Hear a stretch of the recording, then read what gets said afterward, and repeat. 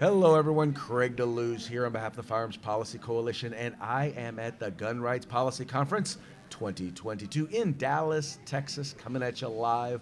As I said before, this is an event where the grassroots activists, the people who are on the ground fighting for our fundamental right to keep and bear arms, get together and talk gun policy. We talk litigation as well as legislation and just, what's going on where you're at. It's a great networking opportunity and a chance to hear from some of the greats in our industry. And with us, we have one of those individuals from the Hall of Fame of gun rights, Dr. John Dean of Doctors for Responsible Gun Ownership. Dr. Dean, how are you doing today? I'm doing great. It's always good to get together and spend some time with you and all the other 2A people. I mean, this is wonderful stuff. It's energizing. Well, and especially because it's been 3 years since we've done it. So it's hard because when you're in places like California, you feel like, you almost feel like you're alone at times in the gun rights movement. So You're it's behind nice to enemy lines. behind. I like to say behind the Iron Curtain, otherwise known as the Sierras. Yeah, no kidding. Gee.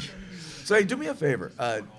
Let the folks know a little bit about what is Doctors for Responsible Gun Ownership? All right, so we're part of the Second Amendment Foundation. We're a Second Amendment Foundation organization. It was founded in 1994, I believe, by Dr. Timothy Wheeler, who's an ear, nose, and throat surgeon. And he realized that there was a lot of bias against the Second Amendment and firearms in the medical literature. So he started this organization, and he was one of the people that testified in front of the Congressional Committee to defund the CDC because of their advocacy bias research. And so we got the Dickey Amendment out of that, and that's still in effect even now. We also analyze some of the medical literature, and we tear it up, and we expose the bias. And then we also do things like we participate in some of the court cases. We submit information for amicus briefs and things like that. So we're, Docs with Glocks cases, the one down in Florida, we were part of that. And so there's a lot of stuff. And then we do a lot of educational stuff. Our website is full of educational material. What do you do if your doctor asks you if you own a gun, and all those kind of things. Unfortunately, the medical establishment is mostly anti-2A, and so like the American Academy of Pediatrics and the American Medical Association, even like the American Academy of Psychiatrists, and one of our leadership is a psychiatrist, and he's got to deal with that kind of stuff. Robert Young, the guy who's the editor of our website and all that kind of stuff, he's a psychiatrist.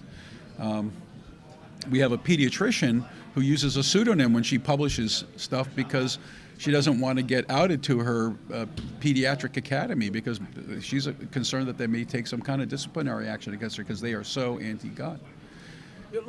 Let me ask you, because one of the things I've noticed is that a lot of the research that's being done, the anti-gun research in places like UC Davis, the Gun Violence Prevention Center, which is really just an anti-gun group headed by an anti-gun activist. All right, Garen Wintemute. Garen Wintemute, yeah.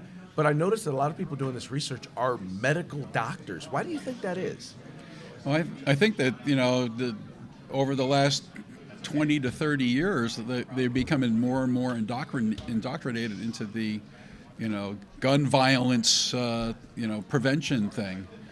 Well, let me tell you something. There's not a doctor in the world that can prevent somebody from, robbing and shooting somebody. Okay? Not an unarmed doctor. No. Well, it's not just that. It's a social problem. It's a criminal justice problem. People are buying a lot of guns now. Why is that? Well, maybe because they saw the riots happening and that the cops weren't doing anything, and they let all the guys out of prison during COVID. What the heck was that all about? Why aren't we keeping them in prison? They let them all out, and then surprise, crime goes up, and then let's not prosecute people. Let's not put them in jail. Let's not make them do cash bail, because that would be racist, or I don't know what it would be. But the problem is and all of a sudden crime goes up. Right. Well, you think like smart people might decide to arm themselves when they see the cops aren't doing anything and crime is going up, and they're seeing people being victimized, and they're looking at the city streets and they're going, this isn't safe anymore. Well, it's interesting. We are not a public safety organization. We don't advocate for public safety.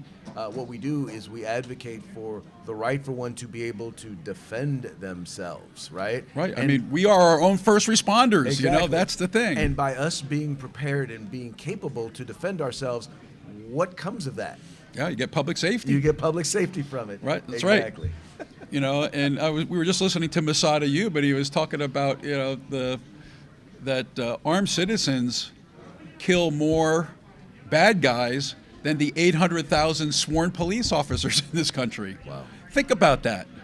And when you talk to the criminals that are in jail, they're more afraid of the armed citizen than they are of the police officer, because the police officers know the rules, and armed citizens, the only rule they have is to be in fear of their life, against bodily harm or serious bodily, or death. But I think sometimes the other difference, though, is that the armed citizen generally is not someone coming from somewhere else. The armed citizen is usually already there. Oh, right. Right? He's the victim half the time, too. Exactly. Well, he's trying to keep from being the victim. That's right. Is Yeah. what's going on. Whereas law enforcement almost always has to come from somewhere in order to interject. Right. And not only that, but the armed citizen is seeing the thing happening. He Right. knows exactly who the bad guy is. Right. The cop has to show up and try to sort out the good guy from the bad guy. They don't always know, and that's occasionally, the good guy ends up, paying the penalty.